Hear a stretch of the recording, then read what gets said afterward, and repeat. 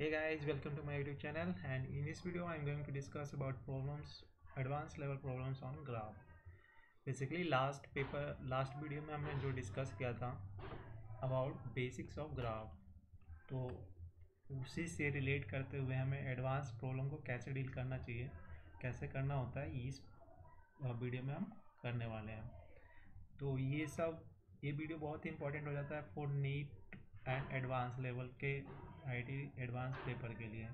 अगर आप इस टाइप के क्वेश्चन कर लेते हो तो ये क्वेश्चन जो होते हैं वो डिफ़िकल्ट कैटेगरी में आते हैं।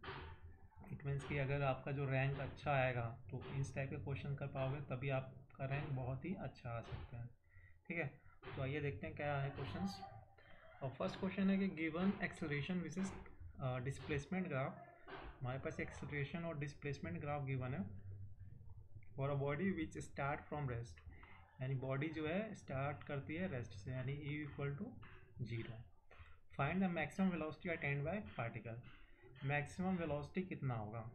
ठीक है, तो देखो जो हमारे इन टाइप के क्वेश्चन होते हैं तो इसमें अगर तुम ग्राफ में देखोगे तो यहाँ जो एक्सेलरेशन है वो ऑलवेज पॉजिटिव है, यानी एक्स एक्सिस के ऊपर है। डैट मीन्स कि इसका जो वेलोसिटी है वो इंक्रीज होता जा रहा है, इंक्रीजिंग ऑर्डर में। अप टू 2 सेकेंड ये कांस्टेंट है, उसके बाद वेरिएबल वेलोसिटी है। तो इट मीन्स कि हम direct formula v square equal to u square plus 2as में डायरेक्ट यूज नहीं कर पाते हैं। बट हम इसको एस को अगर देखोगे यहाँ पे तो एस क्या होता है, तो एस इस ग्राफ से हमारा आ जाएगा, बिकॉज जो एस है वो रिप्रेजेंट क्या कर रहा है, एक्सेलरेशन इनटू डिस्प्लेसमेंट, यानी इस ग्राफ का एरिया, इस ग्राफ का एरिया जो होगा वो एस की वैल्यू होगी। ठीक है, तो वैसे हम डायरेक्ट एक्सेलरेशन की वैल्यू नहीं रख सकते हैं, बिकॉज एक्सेलरेशन यहाँ तक तो कांस्टेंट है, बट इसके बाद वेरिएबल हो जा रहा है, और जो ये फॉर्मूला है वो कांस्टेंट एक्सेलरेशन के लिए है। तो हमें कंबाइन ए और एस की वैल्यू यहाँ पे रखनी है। तो कंबाइन ए एस की वैल्यू जो होगी वो हमारी क्या हो जाएगी, एरिया ऑफ दिस ग्राफ। तो हम एरिया निकालते हैं, तो यहाँ तक तो स्क्वायर है, 2 इंटू 4 प्लस ट्रायंगल का, ये वाला ट्रायंगल का, तो 1 और ये 2 आ गया और ये 4 आ गया। दैट मीन्स 8 प्लस 4, तो ये आ जाता है 12, यानी area of this graph is 12, यानी हमारे पास ए एस की वैल्यू आ चुकी है 12। अब उसने बोला है कि maximum velocity attained by the particle, यानी वी क्या हमारा फाइनल वेलोसिटी है, और since acceleration is always positive it means कि उसकी वेलोसिटी हमेशा इंक्रीज ही हो रही है। तो हमें पूरे एरिया को यहाँ पे पुट करना होगा। तो वी स्क्वायर और इनिशियल वेलोसिटी गिवन है 0 है, तो 2 इंटू एरिया दैट इज 12। तो ये जो वेलोसिटी आएगी वो मैक्सिमम होगी, बिकॉज एक्सेलरेशन जो है पूरे टाइम के लिए पॉजिटिव है। तो ये आ जाएगा √24। तो जो मैक्सिमम हमारा वेलोसिटी होगा वो क्या हो जाएगा, वी √24। तो बहुत ही सिंपल क्वेश्चन था, वैसे ये एडवांस लेवल में आ सकता है और नीट के टफ लेवल में कंसिडर कर सकते हैं, बिकॉज हमने जो ग्राफ अभी तक बेसिक्स में पढ़ा था वो हम उसके स्लोप और वेलोसिटी टाइम ग्राफ का ही कंसिडर कर लेते हैं, बट ये उससे अलग टाइम ग्राफ ये ग्राफ दे रखा है। ये क्या है, एक्सेलरेशन एंड डिस्प्लेसमेंट ग्राफ। ठीक है, तो इस टाइप से भी क्वेश्चन सॉल्व कर सकते हो आप लोग। नेक्स्ट क्वेश्चन पे चलते हैं।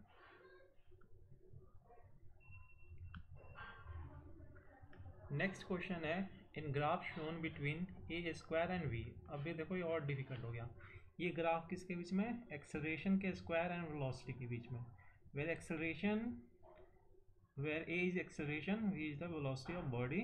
Find the rate of change of acceleration when velocity become 5 metre per second, यानी rate of change of acceleration, यानी da बाई dt हमें फाइंड करना है। कब फाइंड करना है, जब velocity equal to 5 metre per second हो जाती है, तब हमें फाइंड करना है da बाई dt। ओके, तो इस क्वेश्चन में देखोगे तो ए स्क्वायर एंड वी का ग्राफ गिवन है।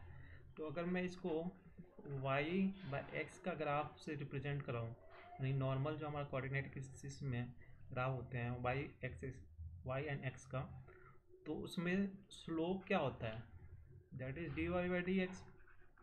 यही होता है ना स्लोप। किसी भी ग्राफ का स्लोप जो होता है वो dy बाई डी एक्स, यानी y कोऑर्डिनेट का differentiation with respect to x coordinate का। यानी यहाँ पे y की जगह क्या है, a है, a स्क्वायर, और x की जगह क्या है, b।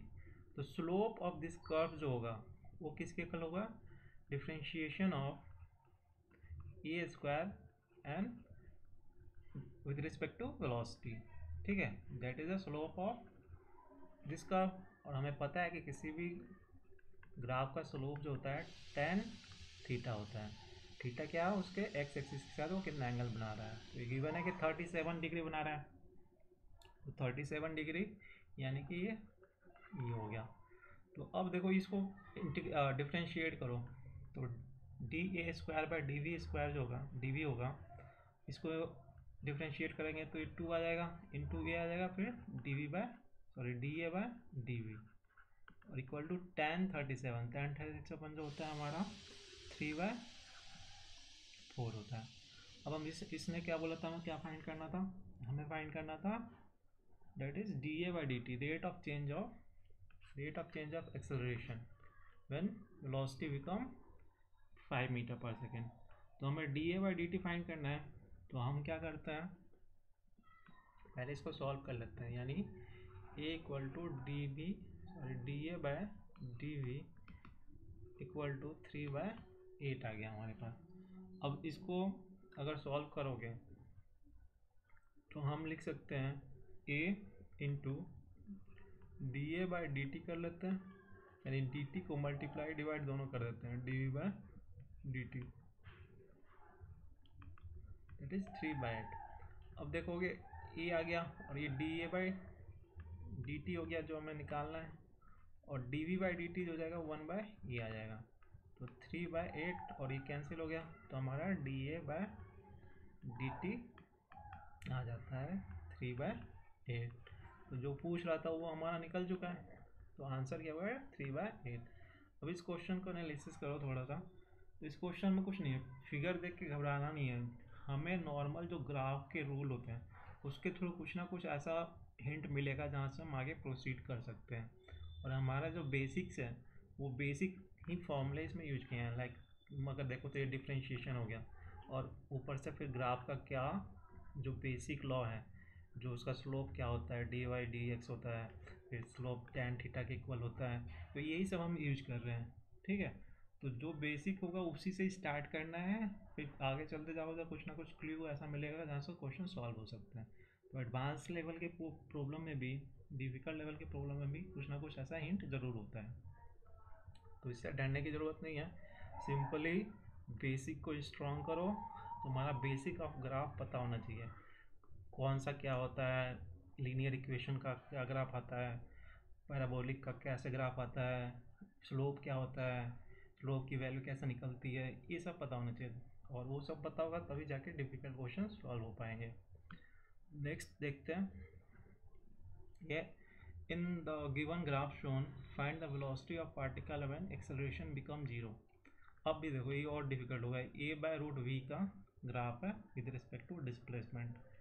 अब पूछ क्या रहा है, वेलोसिटी फाइंड करना है अब the particle when the acceleration become 0। यानी जब एक्सेलरेशन 0 हो जाएगा तो उसकी वेलोसिटी क्या होगी, उसका कॉरस्पॉन्डिंग वेलोसिटी क्या होगी वो हमें बतानी है। तो देखो कैसे करना है। इस क्वेश्चन में जो एरिया होगा हमारा, किसी भी ग्राफ का जो एरिया होगा वो क्या होगा, उसके y coordinate into x coordinate, यही होता है एरिया ऑफ किसी ग्राफ का। क्या होता है, y coordinate into x coordinate होता है। तो यहाँ पे अगर एरिया देखें तो एरिया जो है y कोऑर्डिनेट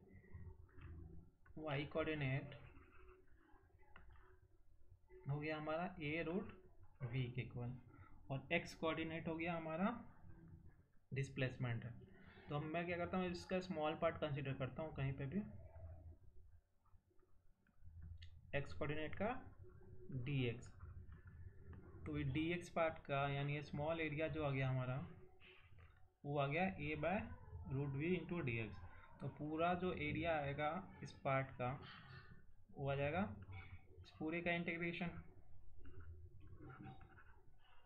ठीक है, ये पूरा हमारा एरिया इक्वल टू हो जाएगा दिस मच। और हमें फाइंड क्या करना है, velocity of the particle when acceleration become zero. ठीक है, यानी एरिया आ जाता है हमारा, area of graph, this graph is equal to root a root v into d x. ये आ चुका है। तो पहले एरिया निकालते हैं, एरिया की वैल्यू कितना है। तो यहाँ 2 है, तो ये हो गया 2 इंटू 2 एरिया, प्लस ये ट्रायंगल है 10/3 तक, तो ये हो गया, ये हाइट होगी 2, और ये हो गया 10/3 माइनस 2, यानी ये हो गया 6, यानी 4/3, तो ये हो गया 4 प्लस 4/3, यानी 12 एंड 16/3, यानी एरिया जो आ गया वो 16/3 आ गया। तो एरिया आ चुका है हमारा 16/3,